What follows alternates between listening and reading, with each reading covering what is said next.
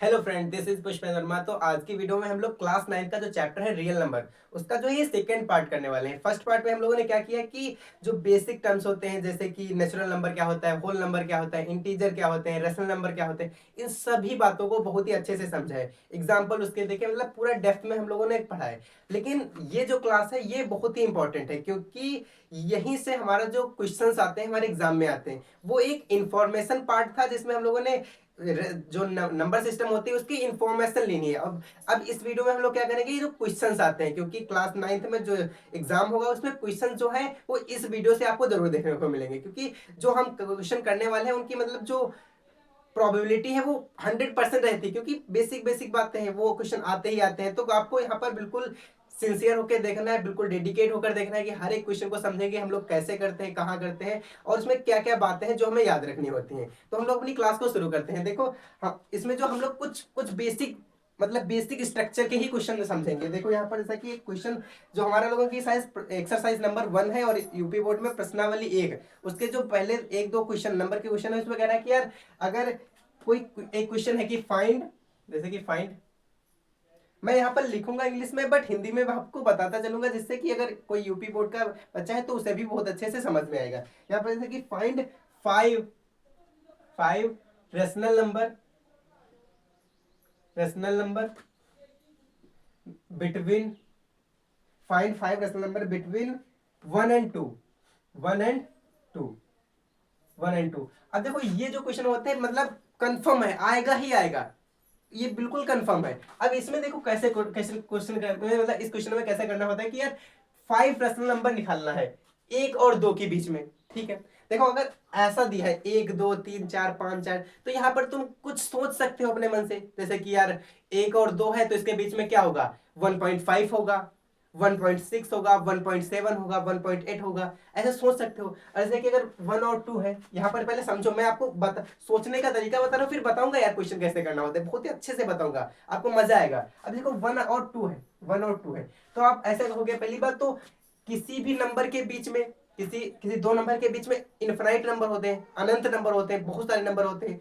लेकिन अब 1 और 2 के बीच में तुम्हें 5 नंबर निकालने, तो यार तुम सोच सकते हो ना कि इसके बीच में 1.5 भी आता होगा, 1.5 भी आता होगा, 1.1 भी आता है, 1.2 भी आता है, 1.3 भी आता है, 1.31 भी आता है, 1.32 भी आता है। तो ऐसे तो बहुत सारे नंबर आते हैं, उनमें से तुम्हें कोई 5 नंबर चूज करना है। अगर 5 नंबर चूज करना है तो तुम कोई भी चूज कर सकते हो ना। जैसे कि तुमने कहा यार मुझे नहीं चाहिए, मुझे 1.5 चाहिए, 1.4 चाहिए, 1.6 चाहिए और 1.7 चाहिए। कितने हुए, 5 निकालना है, और 1 पॉइंट चलो 8 चाहिए। अब इसको तुम मतलब रेशनल नंबर में भी कन्वर्ट कर सकते हो। 1.4 मतलब कि कितना हो जाएगा, 14 14/10, मतलब कि 7/5। ये कितना हो जाएगा, ये हो जाएगा 7 बटा, ये 7/5। ये कितना हो जाएगा, ये 15/10, मतलब कि 3/5, 5/3 है ना, 5/3। ये कितना हो जाएगा 16/10, मतलब कि 8/5, 8/5। यहाँ पर लिख लो 7/5, 5/3 और 8/5, ये 17/10, 17/10 और 1.8 मतलब कि 9/10, 9/10। ऐसे कोई भी तुम नंबर निकाल सकते हो, इजीली निकाल सकते हो। बट अगर ये क्वेश्चन अगर जैसे कि एक पहले से रेशनल नंबर देता या फिर फ्रैक्शन में दे देता कि यार 1/2, 3/4, 4/5 और 2/3, ऐसा कुछ नंबर देता और उनके बीच में अगर नंबर पूछने को बोलता, तब थोड़ा सा कंफ्यूजन हो सकती थी। तो हम लोग एक ऐसा कॉन्सेप्ट निकालेंगे जहां पर कोई भी क्वेश्चन आए आप इजिली से निकाल लो, बिना कोई दिमाग लगाए, बिना कोई सोचे। समझ है, मतलब हम एक ऐसा स्ट्रक्चर, एक कॉन्सेप्ट निकालेंगे जिसके बेसिस पर तुम कोई भी नंबर आए उसके बीच में इनफाइनाइट नंबर, जितने नंबर निकालना हो सारे नंबर निकाल सकते हो। और ऐसा तरीका होगा जिसके बीच में जो नंबर निकालोगे ना, उसका जो डिफरेंस होगा नंबर के बीच, वो भी इक्वल होगा। मतलब वो कहीं ना कहीं अर्थमेटिक प्रोग्रेशन के रूप में होंगे। अब किसी को लगा ये भैया अर्थमेटिक प्रोग्रेशन क्या है, तो ये आप क्लास 10th में पढ़ोगे। ठीक है, अब देखो यहाँ पर हम लोग ऐसे क्वेश्चन कैसे निकालते हैं। हमें यहाँ पर करना क्या होता है कि अगर 1 को तुम कैसे लिख सकते हो, 1 बराबर 1/1 लिख सकते हो। ठीक है, अब 2 को भी तुम कैसे लिख सकते हो, 2/1 लिख सकते हो, 2/1 लिख सकते हो ना, क्योंकि तुमने इसको कैसे रेशनल नंबर में लिख लिया, p/q के फॉर्म में। ठीक है, इसको भी तुमने p/q के फॉर्म में लिख लिया, 2/1, ऐसा लिख सकते हो ना। अब देखो क्या करें, अगर हम डिनोमिनेटर को मतलब कि जो अंश बटा हर, मतलब समझ रहे हो ना, अंश बटा हर होता है, जो हर होता है डिनोमिनेटर, उसको इतना बड़ा कर दे कि उसके बीच में वो नंबर लाई कर जाए। जैसे एग्जांपल के तुम एक एक सिंपल सा, तुम पहले मैथ को फील करना यार। देखो जैसे कि एक नंबर लाइन तुम लोगों ने पढ़ी है, नंबर लाइन, ठीक है, यहाँ पर 0 होता है, यहाँ पर जैसे कि 1 1 2 और 3 है। अब देखो अगर तुम्हें 1 और किसके बीच में निकालना था, 1 और 2 के बीच में निकालना था, 1 और 2 बीच में बहुत सारे नंबर होंगे, बहुत सारे नंबर। अगर तुम इसको जैसे कि अगर इसको फील करो, इसको अगर जूम कर दो, इसको जूम कर दो, इसको जूम कर दो, तो 1 और 2 को ही तुम इतना बड़ा कर दो, 1 और 2 को, तो इसके बीच में बहुत सारे तुम्हें नंबर दिखने लगेंगे ना, बहुत सारे नंबर दिखने लगेंगे। अब डिनोमिनेटर को बड़ा करने से क्या होता है कि ये जो नंबर होता है वो कहीं ना कहीं, ये जो लाइन होती है वो कहीं ना कहीं जूम इन हो जाती है, मतलब वो बहुत बड़ी हो जाती है, जिसमें तुम्हारे बहुत सारे नंबर दिखने लगते हैं। जैसे कि अगर तुम एग्जांपल के तौर समझो, जैसे कि तुम अपना कैमरा जब लेते हो, जब कैमरा को अगर तुम जूम करते हो, तो तुम्हें अगर जिस एरिया में तुमने जूम किया वहां के छोटे छोटे डॉट्स भी दिखने लगते हैं ना, बस वही काम होता है डिनोमिनेटर का। अगर तुम्हें इसके बीच में जैसे कि 1,00,000 टर्म निकालने होते हैं, 1 और 2 के बीच, तो तुम्हें जितना नंबर निकालना होता है उसमें एक ऐड करके, जितना नंबर निकालने हैं, n नंबर निकालने हैं, तो n+1 करके और अंश बटा हर, मतलब नॉमिनेटर और डिनोमिनेटर दोनों से गुणा कर दो, दोनों में। अब जैसे कि यहाँ पर हमें कितने 5 टर्म निकाले थे, 5 टर्म निकाले थे, तो 5 n नंबर कितना है, कितने निकालने हैं, 5, तो हमें क्या करना है, n+1 बराबर 6 से दोनों में ऊपर नीचे गुणा करना होगा, नॉमिनेटर और डिनोमिनेटर दोनों में। तो अगर 1/1 में तुम 6 से गुणा करोगे तो ये कितना बनेगा, 6/6। कहीं ना कहीं ये मतलब ये भी 6/6 है तो एक ही, बस तुमने डिनोमिनेटर को बड़ा किया है। बड़ा क्यों किया, ताकि तुम्हें नंबर बहुत ही इजीली दिखने लगे। समझ आए बात। अब देखो अगर तुम 2/2 को भी 6/6 से गुणा कर दो, तो ये कितना हो जाएगा, मतलब 2/1 था, सॉरी ना, यहाँ पर 2/1 था, तो यहाँ पर कितना हो जाएगा, 12/6, 12/6 हो जाएगा। अब देखो 6/6 और 12/6, 12/6, अब इनके बीच में तुम्हें नंबर यार इजिली दिख नहीं रहे। 6/6 के बाद 7/6, फिर 8/6, फिर 9/6, फिर 10/6, फिर 11/6। अब देखो 5 टर्म हो गए, बट अगर तुमने ये निकाल लिया तो आंसर सही है, बट यहाँ पर कुछ कुछ चीजें याद रखनी होती हैं, जो टर्म्स, क्योंकि हमें क्या लिखना है, p/q के फॉर्म में लिखना होता है, मतलब रेशनल नंबर p/q के फॉर्म में होता है। ऐसा जो मतलब जिसका HCF जो हो वो 1 हो, मतलब कि HCF भी 1 होना चाहिए ना p और q का। तो यहाँ पर क्या होगा, 6 और 9 को काट सकते हो ना, तुम काटोगे तो क्या आएगा, 3/2, 3/2। अब से 8 और 6 को क्या काट सकते हो ना, तो 4/3, 4/3। अब 10/6 को तुम काट सकते हो ना, 5/3, 5/3। तो ये जो तुम्हारे टर्म्स होंगे यही इसके बीच में लाई करेंगे, ये जो नंबर होंगे यही तो इसके बीच में लाई करेंगे। 5 नंबर हो गए, तुम्हें बहुत सारे निकाल, जैसे 1,00,000 नंबर निकालने होते तो 1,00,000 + 1 से गुणा कर देते, सिंपल है, समझ गए ना, बस उसके बीच में नंबर हो जाते हैं। और जैसे कि तुम्हारे क्वेश्चन में अगर बहुत सारे नंबर आ जाए, जैसे कि तुम्हारे बहुत सारे नंबर आ जाए, तो यहाँ पर तुम ऐसे भी कह सकते हो, जैसे कि तुम्हें यहाँ पर बहुत सारे यार 10,000 नंबर पूछ देता, माना कि किसने पूछ दिया, तो ऐसा नहीं कि तुम 10,000 नंबर लिख के बताओ, ऐसे लिख दो 7/6, फिर 8/6, 8/6 का मतलब कितना होता है, 4/3, 4/3, और फिर कॉमा करके, फिर डॉट डॉट डॉट करके, डॉट डॉट डॉट करके, फिर ऐसे कर देते, तो ये भी तुम्हारा नंबर वो समझ जाएगा, हाँ भाई तुमने सही किया है। ठीक है, तो आपको समझ आया कि हम लोग डिनोमिनेटर को बड़ा क्यों करते हैं, ताकि वो उसके बीच में बहुत सारे नंबर हमें दिखने लगे। ठीक है, आप देखो नेक्स्ट क्वेश्चन। आप देखो नेक्स्ट क्वेश्चन अपना, अगर हमें यहाँ पर पूछे, अब इधर इसके बीच में एक और एक की जगह रख दे 3/5, 3/5, और इसकी जगह रख दे 4/2, 4/2, ठीक है, या फिर 4/3 कर लो, 4/3। अब इसके बीच में अगर तुम्हें 5 की जगह तुम रख लो 10, 10 रख लो, 10 नंबर निकालने को पूछे, अब तुम क्या करोगे, देखो 3/5 और 4/5, देखो यहाँ पर 3/5 और 4/5 एंड 4/5, इनके बीच में निकालने, 4/3 है, सॉरी 4/3 है, 3 है। अब यहाँ पर जब कोई नंबर दिया हो और उसका जो डिनोमिनेटर हो, मतलब अंश बटा हर होता है ना, तो हर जो हो, अगर हर बराबर ना हो तो पहले तुम्हें हर बराबर करना है, मतलब डिनोमिनेटर को तुम्हें बराबर करना है। अब डिनोमिनेटर को बराबर करने का तरीका क्या होता है, क्या तरीका होता है, एलसीएम लेंगे यार, हम लोग क्या लेंगे, एलसीएम लेंगे डिनोमिनेटर का। 5 और 3 का एलसीएम कितना होता है? 5 और 3 का एलसीएम 15 होता है, ठीक है। एलसीएम कितना होगा? एलसीएम होगा 15। अब देखो 5 को 15 बनाने के लिए 3 से मल्टीप्लाई करने का पड़ेगा, तो मतलब 9 बटा हो जाएगा, क्योंकि 9 बटा 15, क्योंकि ऊपर नीचे दोनों से गुणा करना होता है। एक हो जाएगा 9 बटा 15 एंड अब देखो 3 को 15 बनाने के लिए 5 से गुणा करना पड़ेगा, तो ऊपर नीचे से करेंगे तो 20 बटा 15, 20 बटा 15, ठीक है। 20 बटा 15 हो गए। अब देखो 9 बटा 15 और 20 बटा 15, अब तुम्हें इसमें कितने नंबर निकालना है? 10 नंबर निकालना है। देखो अभी से दिख रहा है इसके बीच में 10 नंबर, 10 नंबर तो अभी से दिखने लगे ना। 10 बटा 15, 11 बटे 15, 12 बटे 15, 13 बटे 15, 19 बटा 15 तक जाओगे 10 नंबर हो जाएंगे। माना कि चलो ऐसा ना होता, माना कि ऐसा ना होता तो जरूरी थोड़ा है कि तुम्हारे बीच में पहले से नंबर दिखने लगे, पहले से नंबर नहीं भी दिख सकते हैं। पॉसिबिलिटीज है कि यहाँ पर जैसे कि 9 बटा 15 और 20 बटा 15 के बीच में तो तुम्हें नंबर पहले ही से मिल गए, अब ज्यादा करने की कुछ जरूरत है नहीं, पहले यहाँ पर कर सकते हो। नंबर्स जो नंबर्स होंगे वो कौन कौन से होंगे? नंबर्स कौन से होंगे? 10 बटा 15। अब 10 बटा 15 को कैसे लिखोगे? मतलब कि 2 बटा 3, 2 बटा 3, 2 बटा 3, फिर 11 बटा 15, फिर 12 बटा 15 को कैसे लिखोगे? 3 बटा 3 चकू 12 और 5 15, मतलब 3 बटा 5, ऐसे ऐसे करके जाओगे 19 बटा 15 तक 19 बटा 15 तक जाओगे, तुम्हारे पास आंसर जो है मिल जाएगा। लेकिन चलो ठीक है, ये इस क्वेश्चन में मिल गया, मैंने ऐसे रैंडम क्वेश्चन लिया, इसमें ऐसा बन गया। अगर नेक्स्ट और क्वेश्चन ले लेते हैं, फिर वहां भी तुम्हें जो कॉन्सेप्ट मैं बताना चाहता हूँ वहां पर आपको समझ में आएगा।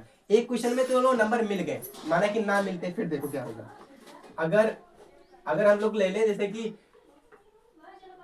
1 बटा 3 और 3 बटा 2, 3 बटा 2, इसके बीच में अगर 10 रैशनल नंबर निकालने को पूछते तो क्या करता? 1 बटा 3 लिखते हैं यहाँ पर, एंड लगाते, मतलब 3 बटा 2, इसका एलसीएम कितना होगा? 6 होगा। अब 3 को 6 बनाने के लिए 2 से गुणा करना पड़ेगा, तो ऊपर नीचे से गुणा करोगे तो 2 बटा 6, ये कितना हो जाएगा? 2 को 3 बनाने 6 बनाने से 3 से गुणा करना, तो 3 3 9, 9 बटा 6, ठीक है। समझ आया ना भाई? समझ आया होगा। अब देखो 2 बटा 6 और 9 बटा 6, 2 बटा 6 और 9 बटा 6 के तुम्हें बीच में कितने रेशनल नंबर निकालने? 10 निकालने, 10 निकालने। अब 10 निकालने तो तुम्हें कितने से मल्टीप्लाई करने हैं? n+1 याद रखो। n+1 मतलब 10 प्लस 1 बराबर 11, 11 से मल्टीप्लाई कर दो, 11 से क्या कर दो? मल्टीप्लाई कर दो। अगर तुम लोग इस यहाँ पर 11 से मल्टीप्लाई करोगे तो कितना बनेगा? 22 बटा 66, और 11 नामा 99 बटा 66, 99 बटा 66। अब यहाँ पर जो मैं कॉन्सेप्ट बताना चाहता था वो क्या है? अगर तुम ऐसे करोगे तो इसके बीच में कितने बहुत सारे नंबर तुम्हें मिलेंगे, 23 बटा 66, 24 बटा 66, 25 बटा 66, 26 बटा 66। अब ऐसा नहीं कि यार बहुत सारे नंबर मिले तो सारे लिखना है, सारे नहीं लिखने होते हैं, सारे बिल्कुल भी नहीं लिखने होते हैं। जितने तुम्हें नंबर चाहिए उतने लिखो, उससे ज्यादा मत लिखो। आगे है कोई बात नहीं, जितने मुझे नंबर चाहिए उतने लिख दो। अब जैसा कि यहाँ पर क्या है यार, 22 बटा 66 और 99 बटा 66, अब इसको तुम काट ही दोगे तो कितने बनेगा? काटना तो है नहीं, तुम्हें नंबर यहाँ पर लिखना है इसके बीच में, तो बहुत सारे नंबर मिलेंगे, बहुत सारे नंबर है। 22 बटा 66 यहाँ से अगर तुम नंबर हटाओगे तो 2 मतलब 77 नंबर लगभग मिलेंगे, 76-77 नंबर मिलेंगे। तो अगर तुम उतने सारे नहीं लिखना है, तुम्हें जितने चाहिए बस उतने लिखो, आपका काम खत्म बस। अब देखो यहाँ पर तुम क्या लिखोगे? 23 बटा 66, नंबर्स क्या होंगे? नंबर जो होंगे 23 बटा 66, फिर 24 बटा 66, 24 बटा 66 को कैसे लिखोगे? 24 बटा 66 अगर तुम 12 से काटोगे, मतलब 3 से काटोगे तो 3 8 24, और 3 से 3 दूनी 6, 3 दूनी 6, 22, और फिर 4 बटे 11, 4 बटे 11, 4 बटे 11, फिर 24 बटा 66, 25 बटा 66, 25 बटा 66, फिर 26 बटा 66, 26 बटा 66 को कैसे लिखोगे? 13 2 से काटोगे तो कितना आएगा? 13 बटे 33, 13 बटे 33, 13 बटे 33, 13 बटे 33। अब 25 26 27, 27 बटे 66, 3 से काटोगे तो 9 आएगा ऊपर, 9 ऊपर आएगा, और इधर कितना आएगा? 22, 9 बटा 22, फिर कितना हुआ? 13, 23, 24, 25, 26, 27, 28 बटा 66, 28 बटा 66 का मान कितना होता है? 14 बटे 33, हाँ 14 बटे 33। अब 28, 29 बटा 66, 29 बटा 66 कितने हुए? 3 3 6 1 7, 29, 30 बटा 66। अब देखो 30 बटा 66 का मान कितना होता है? 30 बटा 30/66 का मान होता है 15/33। फिर 3 से काटोगे तो 5/11, 5/11। 31/66।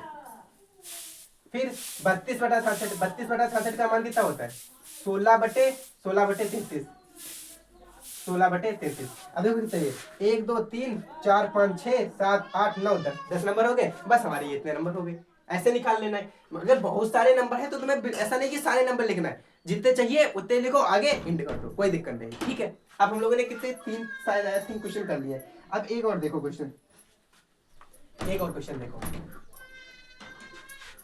अगर तुम्हें यहाँ पर पूछता, अगर यहाँ पर जैसे कह देता कि यार 0 और यहाँ पर ऐसे कह देता -1 और 0 के बीच में निकालो, -1 और 0 के बीच में निकालो, तो -1 को तुम कैसे लिखोगे -1/1।